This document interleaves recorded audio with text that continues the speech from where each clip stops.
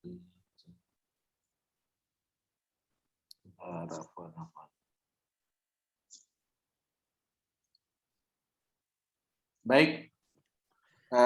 terima kasih banyak kawan-kawan sekalian. Alhamdulillah pada kesempatan kali ini kita bisa ketemu kembali dengan izin Allah Subhanahu wa Ta'ala. Insya Allah kita akan lanjutkan kajian kita pada kitab Ad-Durus Al-Muhimmah Li'ammatil Ummah, pelajaran-pelajaran penting bagi masyarakat umum. Pada kesempatan yang lalu kita sudah bahas tentang rukun kedua dari rukun Islam, yaitu berkenaan dengan sholat. Saat ini insya Allah kita akan lanjutkan kajian kita pada rukun ketiga dari rukun Islam, yaitu zakat. Nah, kawan-kawan sekalian, ini menunjukkan tentang akidah Ahlus Sunnah wal Jamaah, bahwasannya keimanan itu harus meliputi keyakinan di dalam hati, kemudian kita ucapkan dengan lisan dan dibuktikan dengan perbuatan. Nah, karena ada sebagian yang mengatakan cukup dengan ingat, cukup dengan keyakinan. Nah, hadis-hadis ini, rukun Islam ini menjelaskan kepada kita secara detail bahwa untuk masuk ke dalam surga Allah Subhanahu wa Ta'ala tidak cukup hanya dengan keyakinan di dalam hati, tapi juga harus dibarengi dengan amal perbuatan. Ini juga menunjukkan akidah Ahlus Sunnah wal Jamaah, bahwasanya keimanan itu bisa bertambah dan bisa berkurang. Bertambah dengan ketaatan. Ketaatan itu amal-amal soleh, terutama rukun-rukun Islam. Dan juga keimanan itu bisa berkurang karena adanya kemaksiatan. Maka amal perbuatan itu termasuk ke dalam bagian integral daripada keimanan itu sendiri. Nah, kita dapatkan bahwa ada hadis Rasulullah SAW yang menyatakan, "Man kana akhiru qawlihi la ilaha illallah dakhalal jannah." Barang siapa yang akhir perkataannya di muka bumi ini kalimat la ilaha illallah, maka dia akan masuk ke dalam surga Allah Subhanahu wa Ta'ala. Nah, ini sahih. Maknanya juga Masya Allah luar biasa tentang pentingnya la ilaha illallah. Tapi tidak bisa seseorang menggunakan hadis ini sebagai alasan untuk tidak beramal dengan amal-amal soleh. Karena apa? Surga itu kuncinya la ilaha illallah. Tapi para ulama mengatakan, sebagaimana kunci di rumah kita, kunci lemari kita, itu memiliki gigi-gigi, yang mana kalau kunci itu tidak ada giginya, maka tidak akan bisa membuka rumah atau lemari kita. Nah, surga juga walaupun kita punya kunci, tapi kita harus punya gigi-gigi kunci itu. Nah, kuncinya la ilaha illallah, rukun-rukun Islam yang lain, amal-amal soleh, itu adalah kunci-kunci, gigi-gigi kunci surga yang perlu untuk kita perhatikan. Nah, pada hari ini insya Allah kita akan bahas tentang kalimat atau kewajiban ketiga, rukun ketiga daripada rukun Islam, yaitu membayar zakat. Secara bahasa, zakat itu diambil dari kata-kata zaka, yang artinya adalah an-numu wa taharah. Zakat itu secara bahasa artinya adalah mensucikan, tumbuh dan mensucikan. Nah, zakat dinamakan dengan zakat karena dia bisa mensucikan hati kita, hati orang-orang yang membayarnya. Sebagaimana firman Allah Subhanahu wa Ta'ala, "Khudh min amwalihim shadaqatan tutahhiruhum wa tuzakkihim biha." Ambillah dari mereka orang-orang Islam itu zakat mereka. Apa fungsi pengambilannya? Fungsinya tutahhiruhum, akan mensucikan baik diri kita, baik harta kita. Jadi harta yang kita miliki insya Allah akan suci dengan membayar zakat. Wa tuzakkihim biha. Dan hati kita juga akan menjadi suci, akan menjadi tenang, akan menjadi baik dengan membayar zakat itu. Makanya kawan-kawan sekalian, tidak ada yang bisa merasakan kedamaian, kesucian, kemakmuran hati kecuali mereka yang suka berbagi, mereka yang suka menolong. Kita bisa rasakan ketika bisa menolong saudara kita senang luar biasa. Bahkan kadang lebih senang daripada kita mendapatkan bantuan orang. Sahabat Ibnu Abbas radhiyallahu anhu, beliau sampai mengatakan, sekiranya aku bisa membantu menunaikan hajat, kebutuhan, keperluan salah seorang dari seorang muslim, maka itu lebih baik daripada aku iktikaf di Masjid Nabawi.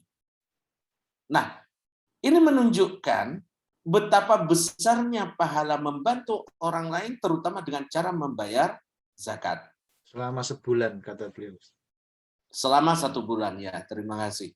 Nah, ini menunjukkan bahwa ketika kita membayar zakat, ketika kita sedekah, ketika kita mau berbagi, di situ akan ada keberkahan dari Allah Subhanahu wa Ta'ala. Nah, kawan-kawan sekalian, ada beberapa poin yang insya Allah akan kita bahas berkenaan dengan zakat ini. Yang pertama tentang syarat wajibnya zakat. Nah, secara terperinci sebenarnya masalah zakat, terus kemudian masalah sholat yang kita bahas pada pertemuan yang lalu, saya sudah jelaskan di YouTube. Antum kalau ini bisa lihat di YouTube Wadi Mubarak. Kita bahas panjang lebar tentang masalah ini. Nah, sekilas syarat zakat itu yang pertama adalah Islam. Zakat tidak diterima dari orang-orang kafir. Ini jangan sampai kita salah. Kadang sebagian orang mengatakan dia kafir, tapi kan memberangkatkan orang umroh, memberangkatkan orang haji, suka ini. Nah, zakat itu tidak diterima dari orang-orang kafir. Begitu juga dengan sedekah dan lain sebagainya. Apakah sama kata Allah antara mereka yang menservis orang-orang yang haji dengan orang-orang yang beriman? Berbeda. Maka di sini disyaratkan di dalam membayar zakat itu dari orang-orang Islam. Nanti kalau orang kafir ada jizyah, ada macam-macamnya. Lalu yang kedua, hurriyah, orang-orang yang bebas. Budak tidak ada kewajiban bagi mereka untuk membayar zakat. Karena budak itu tidak memiliki harta. Yang ketiga, ini berkenaan dengan budak tadi, al-milkut tam, kepemilikan yang utuh. Nah, kepemilikan yang utuh ini artinya barang tersebut memang utuh milik kita. Termasuk di dalam pembahasan ini yang didiskusikan oleh para ulama adalah apakah harta-harta wakaf, yayasan misalkan, punya barang, punya harta benda, punya unit usaha. Nah, apakah harta-harta wakaf, karena wakaf itu bisa berbentuk wakaf produktif, dalam bentuk usaha, dalam bentuk PT misalkan. Nah, wakaf-wakaf semacam ini, apakah harus membayar zakat? Sebagian ulama mengatakan bahwa wakaf itu, benda-benda wakaf, tidak ada zakatnya. Karena tidak milkut tam, tidak kita miliki secara utuh. Itu miliknya orang banyak. Lalu yang keempat, syarat yang keempat, ini penting banget, an-nama, dia selalu berkembang.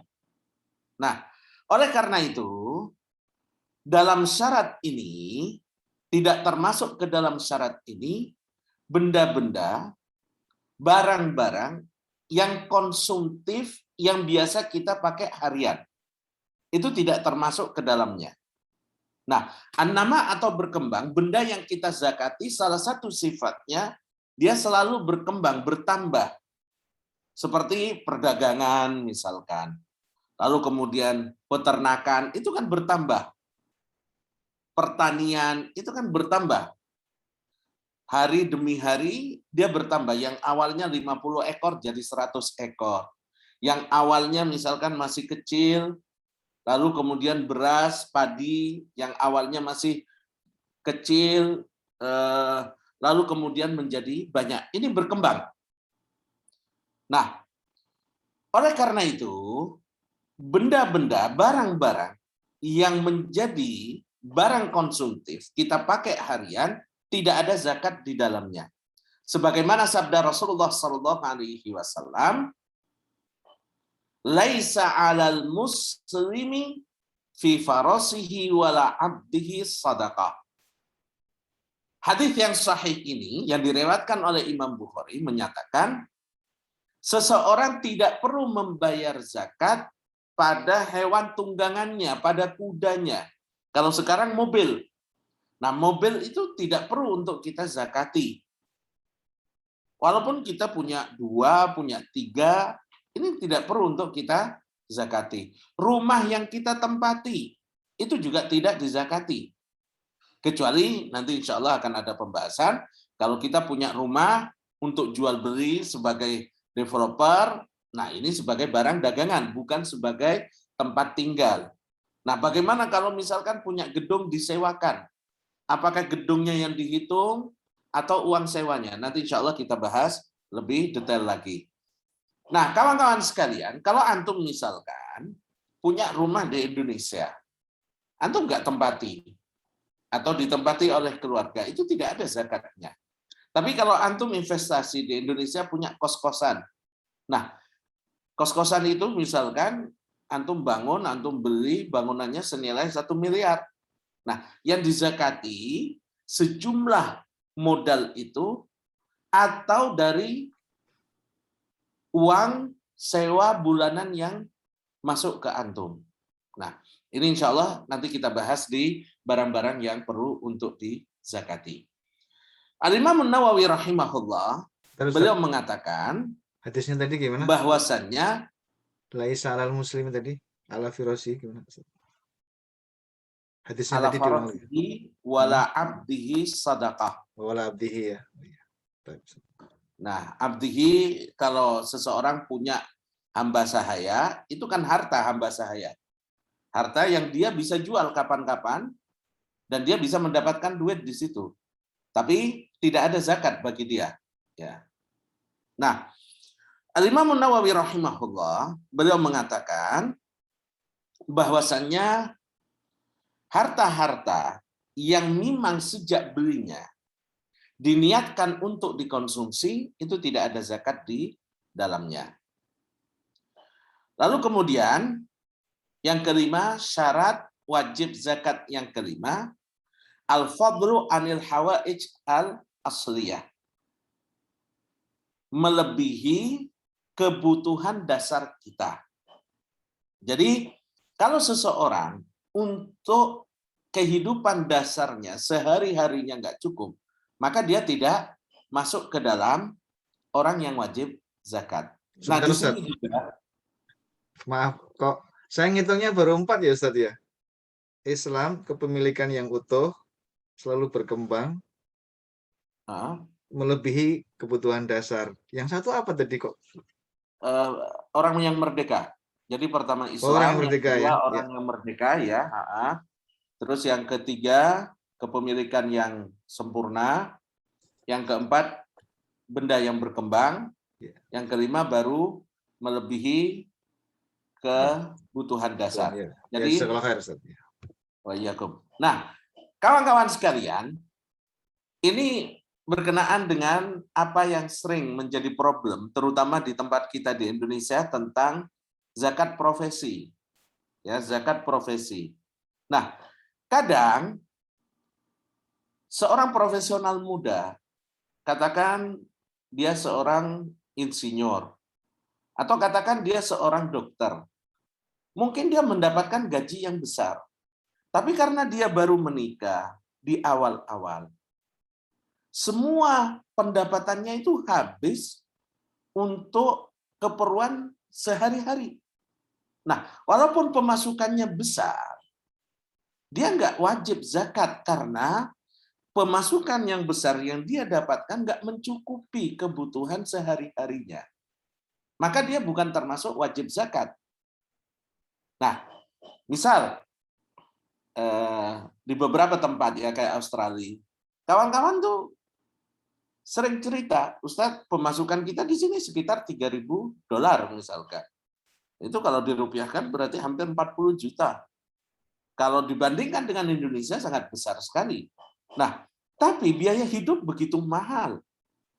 Untuk bayar sewa atau kredit mobil, kemudian tempat tinggal, mungkin sebulan sisa $100 yang di akhir tahun kadang nggak sampai ke nisab. Nah, mereka yang masih punya keperluan dasar dan hartanya tidak sampai kepada nisab, itu tidak wajib untuk mengeluarkan zakat. Nah, di sini penting sekali, karena sebaliknya, bisa saja dia seorang pembantu rumah tangga, atau mungkin di sini bekerja, imigran misalkan, tapi dia wajib zakat. Karena apa? Pemasukan dia mungkin 1.500 sebulan. Tapi makannya udah ditanggung oleh tuannya.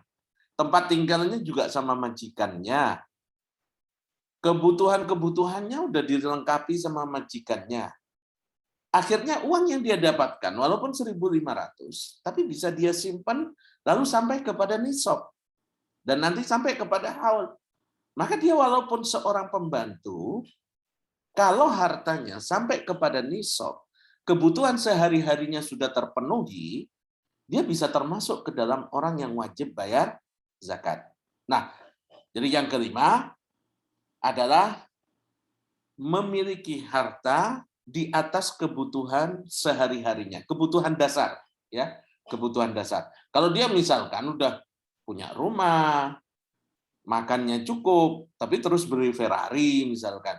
Nah, atau sengaja sebulan sebelum waktunya bayar zakat, sebelum haul, dia sengaja keluarkan, nanti begitu selesai haul dia jual lagi. Ini kalau diterapkan hukum Islam, maka semua hartanya harus disita. Karena dia orang yang melakukan tipu daya untuk menghindari kewajiban zakat. Yang keenam, haul, atau yang kita kenal dengan 1 tahun ya, dan yang dihitung di sini 1 tahun Hijriah, bukan Masehi. Artinya setelah mencapai nisab, nisab itu bisa pakai emas, bisa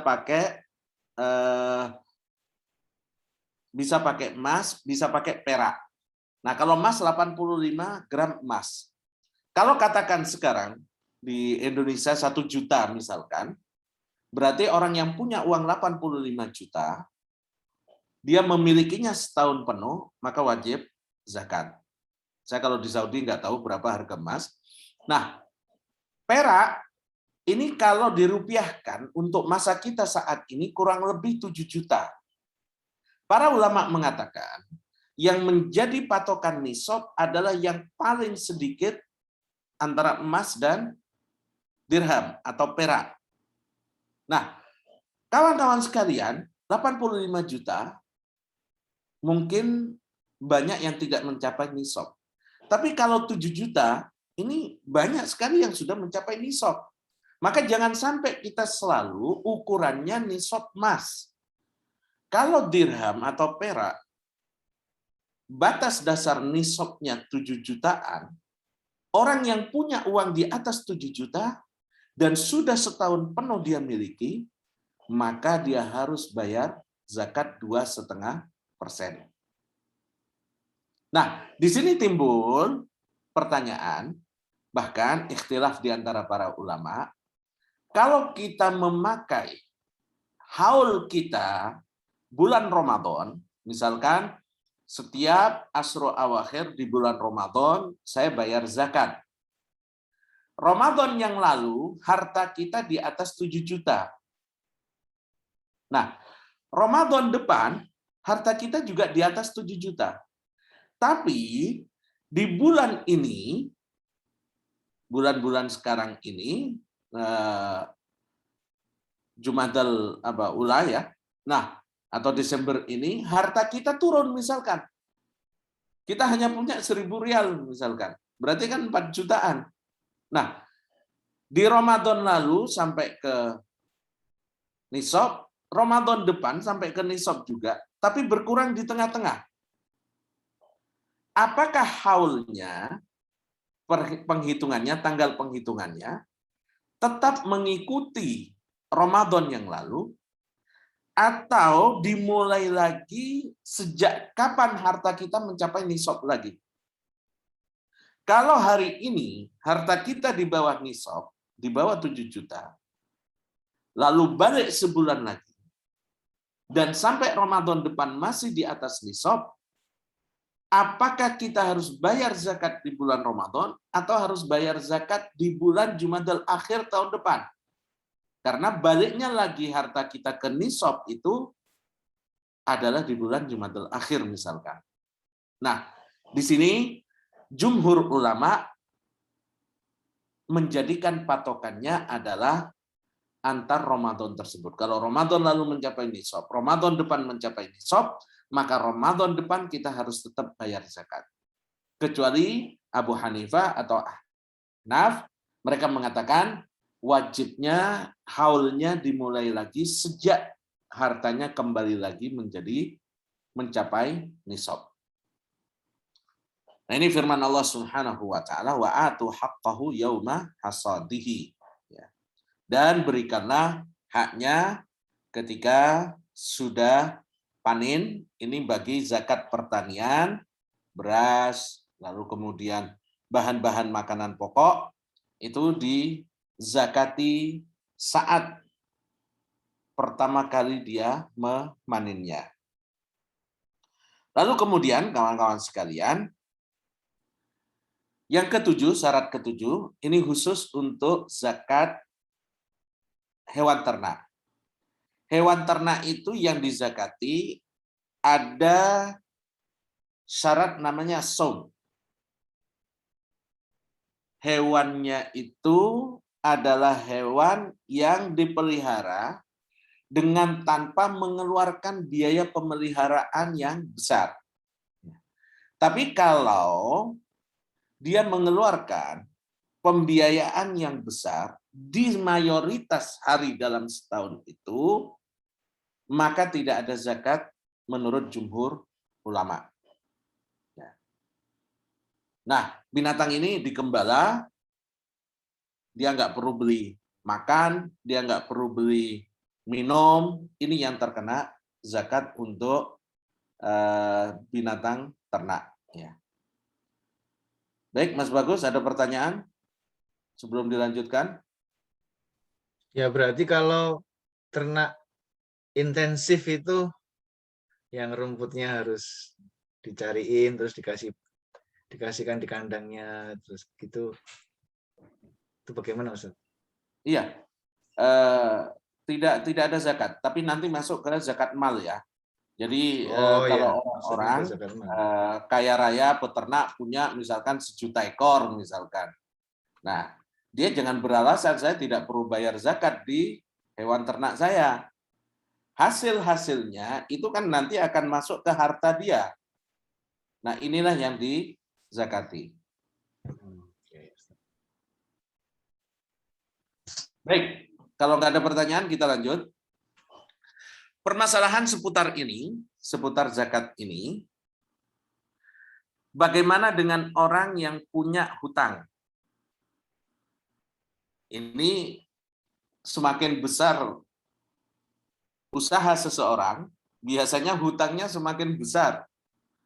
Kita sama kawan-kawan itu di anti riba, biasanya kita melihat kalau ada tamu pakai mobil apa. Nah, bukan berarti kita kagum semakin besar mobilnya semakin bagus mobilnya, bukan kita semakin terpesona dengan kekayaan dia.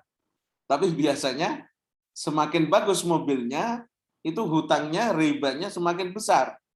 Nah, bagaimana kalau orang itu punya hutang? Di sini ada dua pembahasan. Yang pertama, kalau hutangnya itu tidak mengurangi hartanya dari nisab. Artinya begini, orang punya harta 1 miliar, misal, dan punya hutang 100 juta. Nah, hutang 100 juta itu kan tidak menjadikan harta dia yang 1 miliar di bawah nisab. Maka dia tetap harus bayar.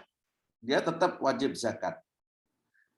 Orang punya harta misalkan 100 juta, punya hutang 5 juta. Ini kan juga tidak menjadikan hutangnya 5 juta itu tidak menjadikan hartanya yang 100 juta lalu berubah jadi di bawah nisab. Maka orang-orang yang punya hutang seperti ini, yang hutangnya tidak sampai menjadikan hartanya di bawah nisab, dia tetap harus bayar zakat. Yang kedua, kalau hutangnya menjadikan harta dia kurang dari nisab, bahkan mungkin semuanya habis, maka di sini dia nggak bayar zakat, tapi harus didahulukan untuk membayar hutangnya. Contoh, seseorang punya harta 10 juta. Kalau kita pakai nisab perak, berarti dia kan udah di atas nisab. Di atas jumlah minimal harta yang harus dizakati. Nah, tapi dia punya hutang sampai 20 juta misalkan, atau bahkan 50 juta. Ini kan habis hartanya. Bahkan nggak tersisa, bahkan masih kurang. Nah, orang yang seperti ini nggak wajib zakat bagi dia. Walaupun dia di dompetnya ada 10 juta. Di rekeningnya ada 10 juta, tapi dia punya hutang 50 juta. Nah, begitu juga kalau dia punya harta 10 juta. Punya hutang 8 juta. Berarti masih sisa 2 juta. 2 juta masih di bawah nisab yang 7 juta tadi. Nah, dalam keadaan seperti ini, dia tidak harus membayar 2,5% dari 10 juta harta yang dia miliki. Tapi yang 2 juta yang dia miliki itu dianjurkan untuk dibayarkan hutangnya dulu. Dan dia tidak wajib untuk membayar zakat. Ya. Nah, ini berkenaan dengan orang kalau punya hutang. Sekarang sebaliknya, orang punya piutang. Kalau tadi punya hutang nih. Kalau punya piutang bagaimana? Jadi, dia punya harta 100 juta. Antum-antum punya harta 100 juta. Di atas nisab dong. Dan punya piutang, dipinjam orang 50 juta. Nah, 100 juta antum punya Ramadan yang kemarin, Ramadan depan masih ada 100 juta. Dan punya piutang, ada harta, ada uang dipinjam orang 50 juta. Ramadan tahun depan, ketika antum akan bayar zakat, yang antum bayar 2,5% dari 100 juta, atau 150 juta. 2,5% dari 150 juta. Uang yang ada di orang yang 50 juta perlu kita zakati juga atau enggak? Di sini juga ada dua pembahasan. Yang pertama, kalau dana 50 juta itu dipinjam oleh orang yang kaya, kaya dalam artian dia mampu membayarkannya kapan saja. Jadi, ada kawan kita lagi investasi, kekurangan dana 50 juta. Untuk melengkapi modal dia, bahkan modalnya mungkin gede banget. Kita kasih ke dia dan kapan aja bisa kita ambil. Nah, ini wajib untuk dizakati. Jadi kalau piutang kita ada di tangan orang yang mampu, orang yang kaya, dalam artian kapanpun kita minta, kita perlukan, bisa kita ambil, maka kita harus membayar zakat piutang kita. Namun, kalau harta 50 juta ini dipinjam oleh orang miskin, sakit misalkan, untuk biaya berobatnya dia nggak punya uang. Dia pinjam ke kita, katakan 10 juta lah. Kita punya 100 juta, terus ada piutang 10 juta di orang miskin. Dia nggak boleh keluar rumah sakit kalau tidak bayar 10 juta. Akhirnya pinjam ke kita. Nah, rumahnya reot, hartanya nggak ada. Ini kawan-kawan sekalian, susah untuk kita tagih misalkan. Ini tidak harus kita zakati.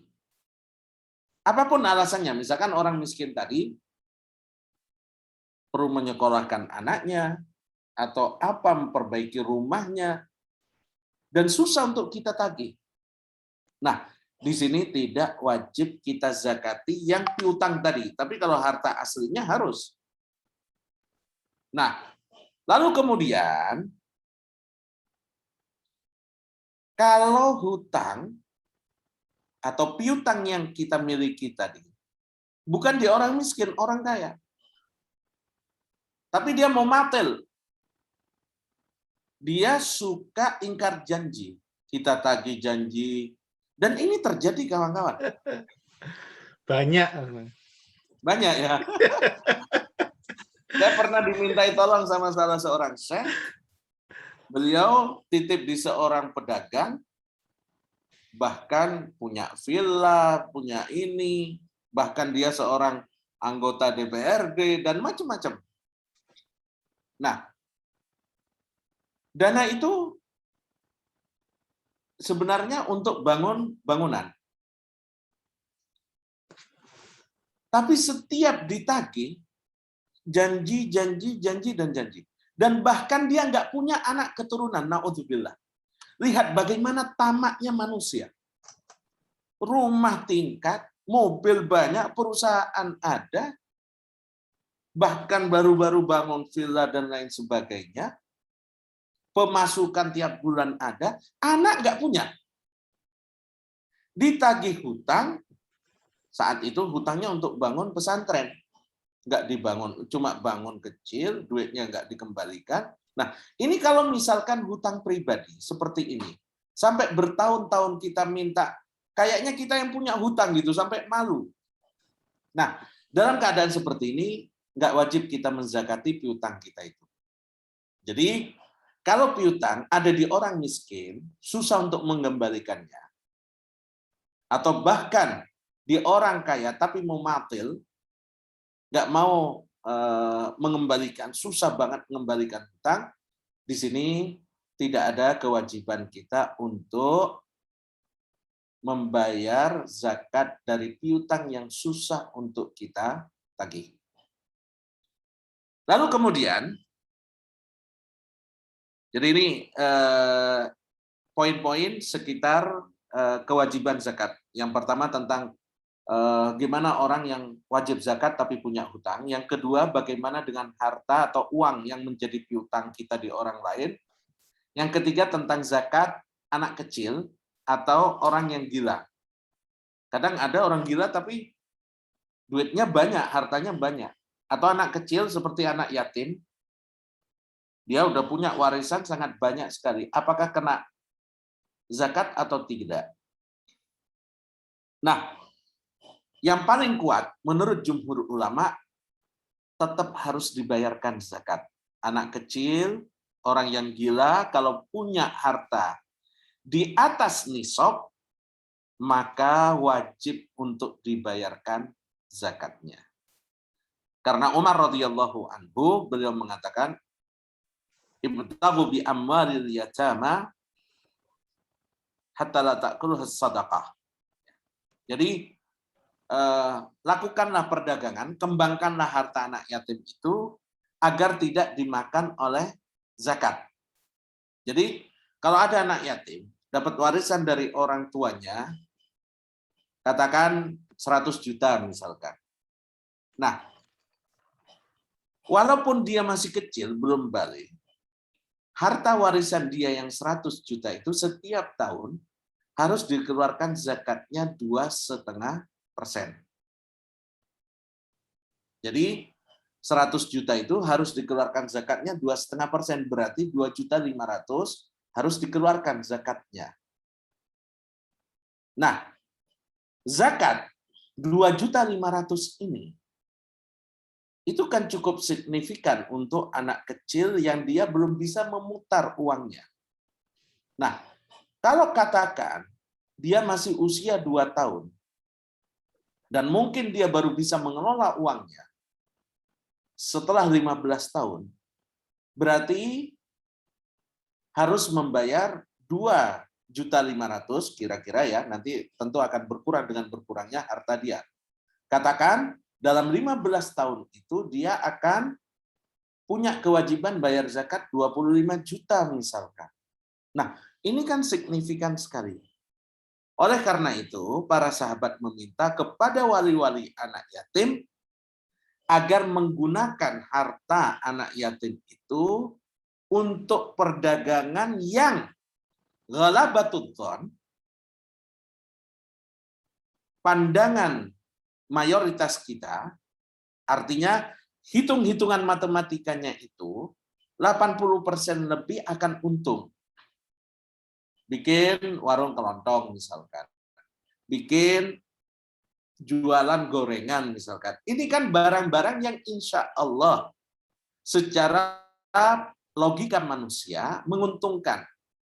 Tapi kalau kita masukkan di saham misalkan, kita nggak punya pengetahuan yang mendalam, ini bisa hilang. Nah, itu tidak boleh. Jadi kita diminta mengembangkan harta anak yatim itu di tempat-tempat yang secara umum itu menguntungkan. Dan kita tidak boleh memasukkan ke tempat-tempat yang gamblingnya sangat besar. Itu tidak diperbolehkan. Nah, ini menunjukkan perkataan sahabat Umar bin Khattab radhiyallahu anhu bahwasannya harta anak yatim, anak kecil, orang-orang yang belum berakal, baik karena bayi kecil maupun karena gila, tetap ada kewajiban membayar zakat di harta mereka yang mencapai nisab dan haul. Masalah keempat yang berkenaan dengan kewajiban membayar zakat, harta yang dimiliki oleh yayasan-yayasan, yayasan dalam artian yayasan sosial, wakaf-wakaf, ini yang sempat saya singgung tadi, bahwa tidak ada kewajiban untuk membayar zakatnya dikarenakan ini bukan harta yang dimiliki oleh perorangan, sehingga tidak ada kewajiban untuk membayar zakatnya. Baik, Mas Bagus. Ya, Ustaz. Mungkin kita buka aja pertanyaan, ya, karena Ya, sudah mungkin hampir 1 jam ya. Mungkin barangkali banyak yang bertanya. Namun sebelumnya ini ada pertanyaan masuk ini dari Nabila ini. Perhitungan zakat dihitung total dari kepemilikan sampai 1 tahun baru dikonfirmasi ke nisab. Apa itu benar? Bagaimana, Ustaz? Gimana pertanyaannya? Kalau mohon maaf, pertanyaannya itu sebentar, aduh salah lagi, sebentar, saya buka lagi. Perhitungan zakat dihitung total dari kepemilikan sampai setahun baru dikonfirmasikan ke nisabnya. Apa itu benar? Kayaknya kebalik, ini harus nisab dulu. Jadi kapan harta kita masuk sampai ke nisab? Baru setahun, dihitung setahun. Jadi bukan setelah setahun, misalkan Ramadan depan, lalu kita lihat sejak kapan ya saya punya harta di atas nisab. Enggak begitu penghitungannya. Sejak kapan kita punya uang di atas nisab, katakan 7 juta, mengacu ke perak misal. Nah, ini masalah 7 juta ini naik turun sesuai dengan harga ya. Nah, kita katakan aja bahwa nisab daripada perak itu 7 juta. Nah, kalau hari ini kita baru punya 7 juta, ya, berarti kita baru ngitung haulnya dari hari ini. Ya. Nah, bagaimana kalau Ramadan depan kita ingin bayar zakatnya walaupun belum setahun? Karena kita pingin, misalkan saya pinginnya setiap Ramadan deh, biar enak ngingatnya, biar enak juga hitung-hitungannya, biar dapat pahala yang besar juga. Saya insya Allah ke depan ini akan mencapai nisab terus insya Allah uang saya. Dan saya pingin setiap Ramadan misalkan. Nggak apa-apa, kita bayarkan di Ramadan depan walaupun belum satu haul. Karena dibolehkan membayar zakat sebelum waktunya. Nah setelah itu baru kita hitung misalkan setiap bulan Ramadan. Ya. Ya, semoga jelas. Bagaimana Bapak Ibu sekalian, kami persilahkan untuk bertanya kepada Ustadz. Ya silakan siapa? Kalau bisa angkat tangan bagus. Assalamualaikum Pak Bagus. Assalamualaikum warahmatullahi wabarakatuh. Ahlan Pak Fauzan, silakan Pak Fauzan.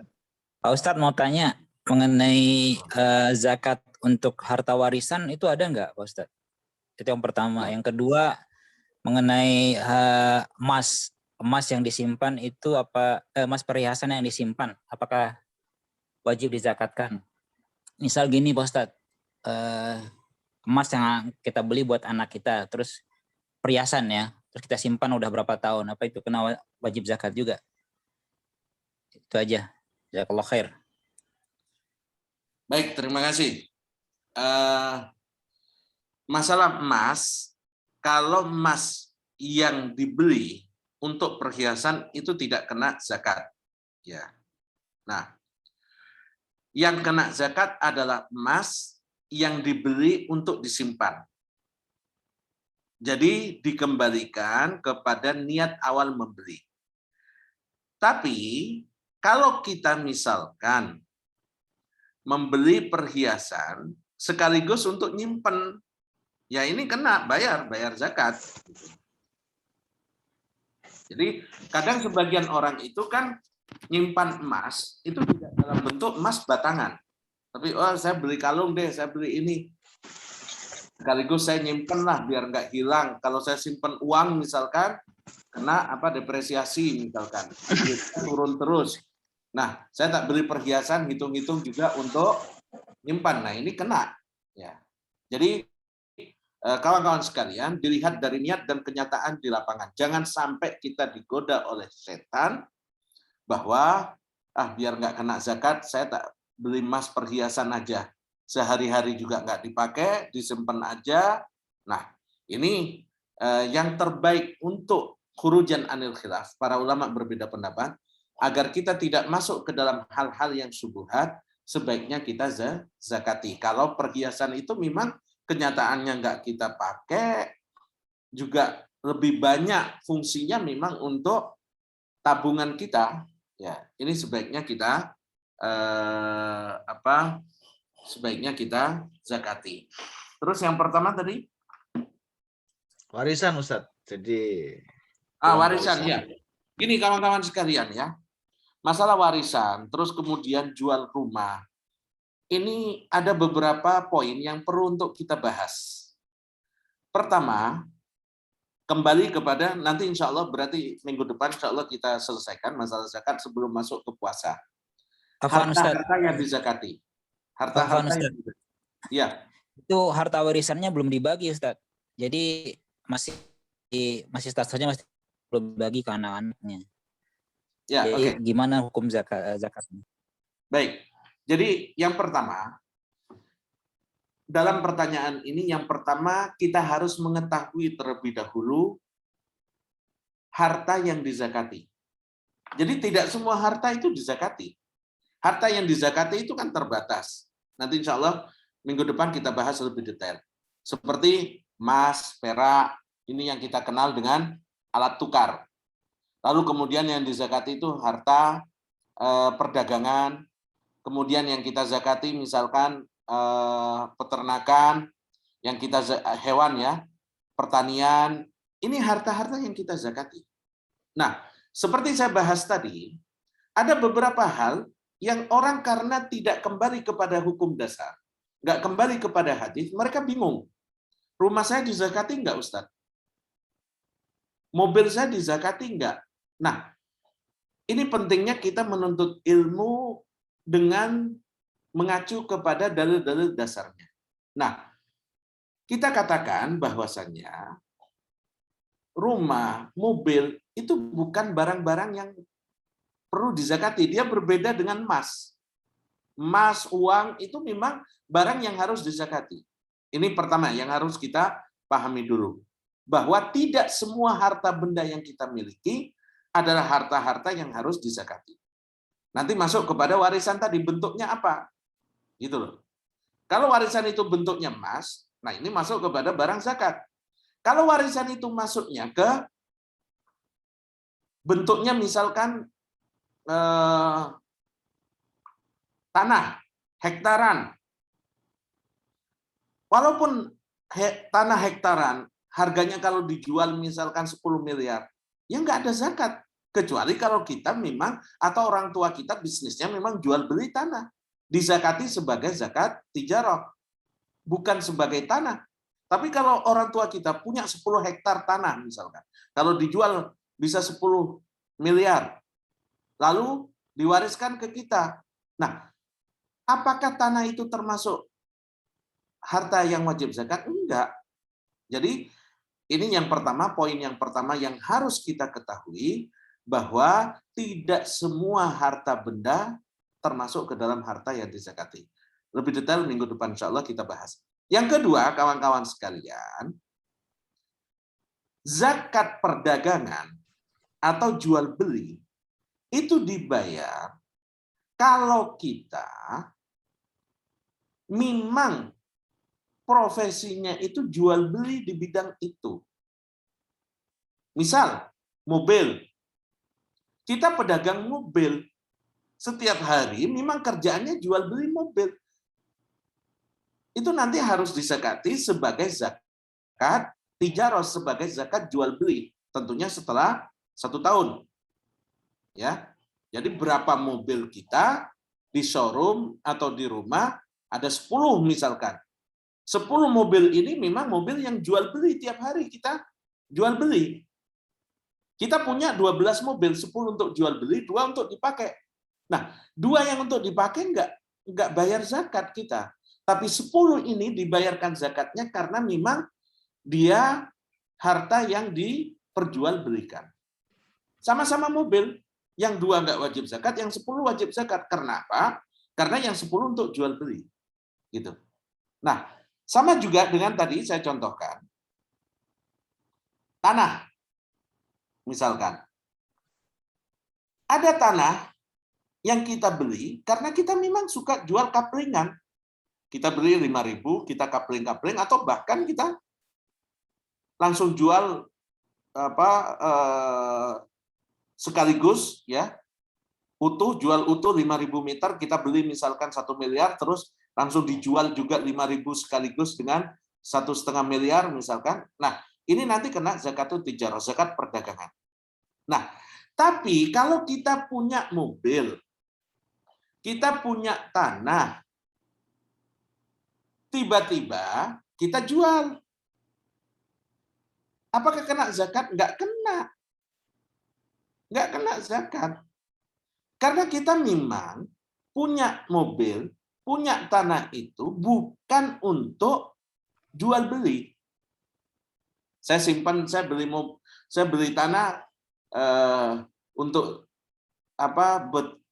bertani misalkan, atau untuk tanam-tanaman biar kalau akhir pekan saya bisa ke situ. Setelah 1 tahun, 2 tahun, atau 3 tahun, wah, kok ada tempat yang lebih bagus misalkan. Ini udah mulai mahal, saya jual aja lah, saya cari yang lebih luas, yang ada aliran sungainya. Nah, waktu kita jual nggak ada masalah. Nah, kadang ada komentar, Ustadz, tapi dia jualnya itu karena ada tawaran yang menarik. Bukan karena keperluan. Insya Allah bisa membedakan ya. Kita kadang kan jual itu karena keperluan, karena ada kebutuhan. Oh, kita punya mobil, anak-anak mau masuk sekolah, perlu uang, akhirnya kita jual. Nggak kena zakat karena memang untuk keperluan. Kadang kita punya mobil, harga umumnya itu misalkan 10.000 rial. Tapi ada orang senang banget. Ini mobil pertama yang dimiliki ayah saya dulu misalkan. Saya belilah. Harga pasaran 10.000. Karena dia cari di pasaran nggak ada, mau dibeli 15.000. Jadi kita jualnya itu kan karena tertarik dengan harga yang mahal tadi. Masa nggak kena zakat, Ustaz? Ya tetap nggak kena. Semua orang kalau ada tawaran, karena mobil itu pada asalnya kan kita nggak pingin jual beli mobil, tapi kita pingin menjualnya karena ada tawaran yang tinggi. Niat awalnya beli mobil untuk dipakai. Nah kalau ada yang komentar, kan jualnya karena kemecer atau pingin dapat keuntungan yang besar, bukankah itu perdagangan? Enggak. Semua orang kalau ada tawaran yang besar, dia akan lepas aset-asetnya tanpa berniat untuk berdagang di bidang benda-benda tadi. Nah, jadi ketika kita menjual, ini poin kedua, ketika kita menjual barang-barang yang tidak termasuk ke dalam barang zakat, itu tidak kena zakat. Tapi hasilnya nanti ditambahkan ke harta yang kita miliki. Kalau antum punya mobil, antum jual 20.000 rial, katakan 40 juta, dan antum punya 100 juta, maka kalau Ramadan tahun depan, harta antum 100 juta masih ada, hasil jual mobil 40 juta itu katakan sisa 20 juta, sehingga uang kita 120 juta, maka zakat kita 2,5% dari 120 juta. Yang ketiga, kawan-kawan, masalah ini penting sekali. Sebagian saudara kita, niatnya tulus, hatinya suci, Masya Allah. Tapi sering salah paham. Mereka mengatakan begini, Ustadz, alhamdulillah, semua pendapatan saya sudah zakati sejak pertama kali dapat. Saya dapat gaji bulanan, langsung 0,5% saya keluarkan. Oke. Saya jual rumah, langsung saya zakati 2,5%. Saya jual mobil, saya zakati 2,5%. Jadi alhamdulillah Ustadz, harta saya, uang saya, semua waktu saya dapat, sudah saya zakati. Baik Bu, uang itu sudah berapa tahun dimiliki? Sudah 5 tahun. Nah, baik, selama 5 tahun bayar zakatnya kapan? Ya sekali aja waktu dapat pertama kali. Nah, ini bahayanya ketika seseorang menganggap dengan niat sucinya, ketika saya menjual, ketika saya dapat pemasukan, semua saya zakati. Seakan-akan semua hartanya udah suci, pada tahun-tahun berikutnya nggak perlu bayar zakat lagi, karena udah dizakati waktu pertama kali dapat. Ini keliru. Karena apa? Selama harta itu masih kita miliki, di atas nisab, sudah mencapai haul, maka setiap itu pula kita harus zakat. Jadi kalau ada orang yang hati-hati banget, selalu bayar zakat setiap kali dapat pendapatan, dapat pemasukan, dia harus memperhatikan setiap tahunnya. Katakan tahun ini, 2020 misalkan, 2021, 2022, dapat misalkan 100 juta, 10 juta dari jual ini, 50 juta dari ini, akhirnya terkumpul 100 juta. Waktu dapat dibayarkan. Nah, Ramadan tahun depan, harta 100 juta ini masih ada. Maka dia tetap harus bayar zakat. Nggak bisa dia beranggapan semua harta saya udah saya zakati waktu dapat, setelah itu setiap tahun nggak perlu dizakati lagi. Enggak. Tetap kalau masih di atas nisab, sudah 1 tahun penuh, maka harus dizakati. Nah, berkenaan dengan harta waris tadi, maka dilihat dari 3 poin tadi. Apakah harta warisnya itu termasuk barang-barang yang perlu dizakati. Kalau warisannya berbentuk uang di rekening atau deposito dan sudah di atas nisab, sudah haul, dibagi tidak dibagi, dia harus dizakati. Nah, kedua, kalau harta warisnya berbentuk rumah, berbentuk tanah, ini barang-barang bukan barang-barang yang wajib zakat. Maka tidak perlu untuk dizakati. Dan masuk ke poin ketiga yang saya bahas tadi, ya. Zakatnya itu bukan waktu balik nama. Zakatnya bukan, antum misalkan dapat pembagian dari waris orang tua 100 juta. Dibagi, nah, waktu dibagi, kita nggak harus bayar zakat. Karena apa? Kepemilikan antum 100 juta dari harta waris ini kan belum haul, belum setahun antum miliki.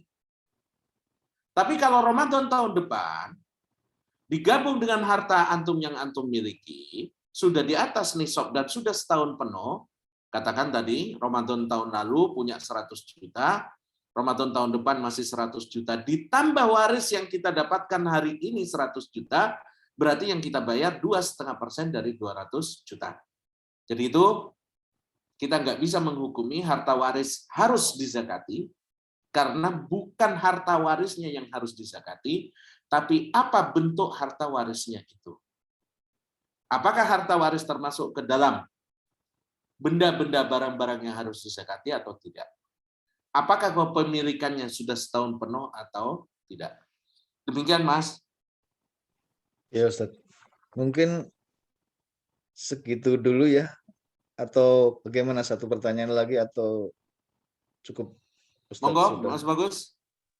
Oh, ya udah, satu aja terakhir, pertanyaan terakhir, barangkali ada yang mau bertanya, silakan. Satu aja. Ini Pak, saya mau nanya. Oh iya, silakan Pak Lukman. Maafnya saya pertanyaannya yaitu yang kemarin kelewat masalah sholat itu kan. Oh iya, silakan. Kalau sholat kayak ibu-ibu gitu kan, bawa anak itu ada najis gitu, anak pada air kencing atau buang air besar gitu, anak nggak tahu gitu kan, itu gimana, nempel kepada ibunya atau bapaknya gitu kan, gimana itu? Oh iya, sebentar. Itu ada pertanyaan. Rambut tadi anak kok ketendang keluar. Iya, misalkan lagi sholat, ibunya atau bapaknya lagi sholat gitu kan, terus bawa anaknya itu ada najisnya gitu, ada itu di pampras atau gitu. Itu Pak. Baik. Pertanyaannya kalau nggak keliru ya, jadi antum punya wudu, terus bawa anak, dan anak itu ada najis di badannya. Iya, lagi gitu sholat ya? gitu, Atau lagi sholat yang nempel gitu anak, kan. Anaknya ada. Iya, anak itu nempel di ibunya lagi sholat gitu, gimana itu sholatnya gitu kan?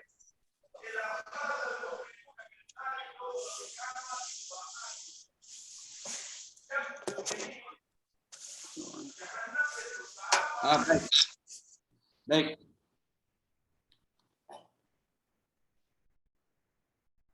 Baik. Jadi seorang ibu sholat, terus bawa anak, dan anaknya itu ada najis di pempesnya, ya.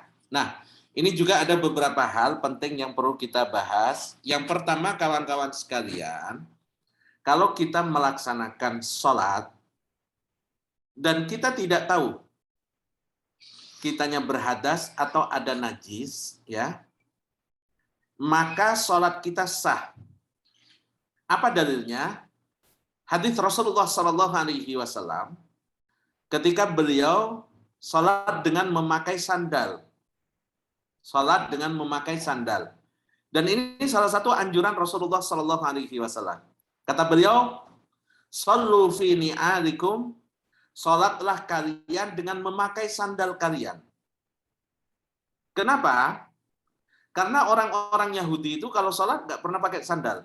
Nah, ini tentunya bukan di masjid-masjid saat ini. Ya dulu di Masjid Nabawi, bawahnya kan masih pakai debu, ya. Nah, Kalau kita misalkan kawan-kawan di Yambu ini rekreasi, misalkan wisata ke pantai, datang waktu sholat. Nah, apalagi terik matahari misalkan. Kalau kita berdiri lama-lama nggak pakai alas kaki, panas. Ini dianjurkan kita. Antum-antum kalau sholat di pantai atau di padang pasir, sholat aja pakai alas kaki, nggak apa-apa. Nah, Rasulullah Shallallahu Alaihi Wasallam pernah satu kali beliau sholat, tiba-tiba dikasih tahu oleh Jibril bahwa di alas kaki beliau itu ada najis. Beliau lalu melepasnya. Para sahabat di belakang beliau ikut melepas sandal mereka. Setelah selesai sholat, beliau tanya, kenapa kalian buka alas kaki kalian? Karena kami melihatmu melepas alas kakimu ya Rasulullah. Kata Rasulullah, aku melepaskannya karena Jibril memberitahukan ada najis di sandalku, makanya aku lepas. Nah, di sini dalilnya, ya wajhul istishhadnya, letak pendalilannya bahwa Rasulullah Shallallahu Alaihi Wasallam sholat, dan tentu ini sudah di tengah-tengah sholat, mungkin beberapa rakaat. Di tengah-tengah sholat dikasih tahu oleh Jibril ada najis di sandal beliau, diminta untuk dilepas sandalnya, dan beliau tetap melanjutkan sholatnya. Artinya apa? Rakaat yang sudah beliau lakukan dengan memakai sandal yang ternyata di bawahnya ada najis, namun beliau nggak paham, beliau nggak mengetahuinya, itu tidak diulang. Kalau batal, pasti beliau akan mengulang dari takbiratul ihram. Karena beliau tidak mengulanginya lagi, maka menunjukkan salat beliau yang terdahulu, yang beberapa rakaat itu, tetap sah walaupun ada najis di sandal beliau karena beliau nggak mengetahuinya. Sama dengan istri bapak tadi misalkan. Si ibu tadi yang sholat dan dia tidak tahu kalau ada najis di anaknya. Bahkan tidak hanya di anaknya, tapi bisa juga di baju beliau sendiri atau di badan beliau sendiri. Kalau baru tahu setelah selesai sholat, maka tidak perlu untuk mengulang sholatnya. Sholatnya tetap sah. Nah, berbeda, sebagian ulama membedakan, kalau kita sudah tahu sebelum sholat bahwa pakaian itu najis. Kadang kan kita keluar misalkan, pakaian kita kena najis, waduh najis nih.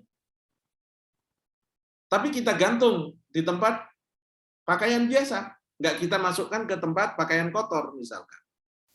Nah, begitu datang waktu sholat, kita pakai dan lupa kalau pakaian itu ada najisnya. Baru sadar setelah selesai sholat. Nah, ini sebagian ulama mewajibkan untuk mengulangi sholatnya. Kenapa? Karena kita lalai, ada kelalaian kita di situ. Kita udah tahu kalau bajunya najis. Tapi kita taruh di tempat biasa kita menggantungkan baju. Waktu sholat kita pakai. Nah, selesai sholat baru sadar. Ini kan sudah tahu kalau ada najis di baju kita sebelum kita sholat. Tapi kita lalai tetap memakainya. Berbeda dengan ibu tadi. Dia waktu sholat, nggak tahu kalau ada najis di anaknya atau di beliaunya. Baru sadar setelah sholat. Maka ini nggak apa-apa. Karena dia memang dari awal nggak tahu. Ini tidak membatalkan sholat. Ya. Yang kedua, kawan-kawan, kalau kita punya wudu, lalu kemudian ada najis, ya kita sucikan najis itu, dan itu tidak membatalkan wudu. Najis yang terkena kita itu tidak membatalkan wudu, tapi kita harus mensucikannya, mensucinya.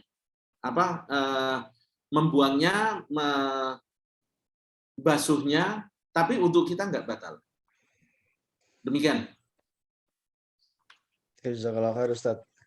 Ini ada pertanyaan lagi, tapi ya terserah Ustadz, mungkin kalau waktunya udah nggak ada dijawab yang akan datang juga silahkan. Ini pertanyaan dari Bapak Faisal. Untuk perhitungan zakat niaga, semisal toko, apakah yang dihitung hanya barang yang diperjualbelikan atau juga asetnya seperti komputer, kulkas, rak-rak. Jazakumullah khairan. Ya, betul. Jadi yang dizakati cukup barang dagangannya. Yang dizakati cukup barang dagangannya. Jadi kalau Bapak Ibu jualan toko kelontongan misalkan, jual beras, jual jual gula, jual minyak goreng. Nah, barang-barang dagangannya itu yang dizakati. Tokonya, rak-raknya, bahkan mungkin ada mobil yang digunakan untuk jual beli. Sekarang ada sebagian orang dagang pakai mobil bahkan. Nah, dia misalkan jualan apa? Kalau di Mekah kami yang sering lihat itu jualan hub misalkan, atau jualan kurma. Ya yang dizakati barang jualannya, mobil yang digunakan, yang dipakai untuk jualan itu nggak kena. Kalau tadi komputer, rak, bangunan itu tidak masuk ke dalam hitungan yang dizakati. Ya.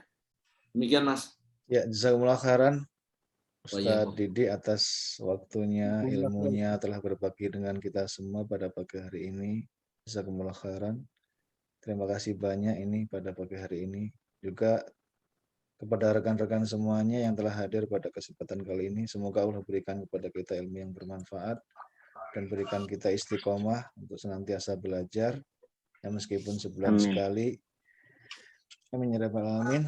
Baiklah, kita tutup pertemuan kali ini. Subhanakallahumma bihamdik asyhadu an la ilaha illa anta astaghfiruka wa atubu ilaik. Sallallahu alaihi wasallam wa ala alihi wa ashabihi ajmain. Assalamualaikum warahmatullahi wabarakatuh. Waalaikumsalam warahmatullahi wabarakatuh. Terima kasih Pak Bagus. Enggak ada. Untuk mudik. Ya, insya Allah. Tahun depan insya Allah Pak. Semoga ada Berapa kemudahan. tahun jadi nggak mudik ini? Sudah 3 tahun ya? 2 tahun. 2 tahun 2019 ini terakhir. Usia untuk umrah memang masih ada ya? Ada batasan usia? Sementara itu ada ya Ustaz. Yang saya dengar ya wallahu ta'ala ya, saya nggak ngikutin banget, tapi kalau nggak salah 50 tahun apa ya? Harus konfirmasi dulu Ustaz saya Ustaz. Nggak bisa umrah, saya sudah 67 ya. Allah, semoga Allah berikan panjang umur dalam ketaatan. Iya, mudah-mudahan lah. Amin. Sempat umrah lagi. Iya. Sudah belum ke sana ya saya. Ya. Sudah berapa tahun Ustaz? Berarti nggak ke sana. Ya semoga nanti ada kemudahan. Kan ini nggak sementara Ustaz. Soalnya baru pertama dibuka ya, nanti insya Allah akan bertahap, akan diperlonggar insya Allah, menyesuaikan situasi. Ya. Waalaikumsalam. Jogja ada akhir zuhur ini, siap-siap. Iya, monggo. Ya, assalamualaikum. Salam warahmatullahi wabarakatuh.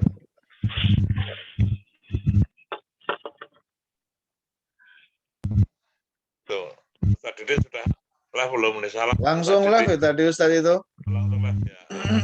Iya. Ya. Iya. Ya. Yang lain mana ini videonya? Wah, nggak bisa lihat, cuma aku tok yang kelihatan. Wah, curang ini. Semuanya ngelihat aku nggak ngelihat yang lain. Iya Pak Bagus, lagi ngantuk sih Pak Bagus. Tehnya sama gorengannya dikeluarkan tuh makanya. Waduh. Ya udah. Gimana? Pak Bagus, Yuk. ya. Silakan. Makasih banyak ya Pak Bagus. Salam. Sama-sama. Ya udah Yo, semuanya Assalamualaikum. juga. Assalamualaikum warahmatullahi semuanya. Saya sudahi ini. Jazakumullah khairan semuanya.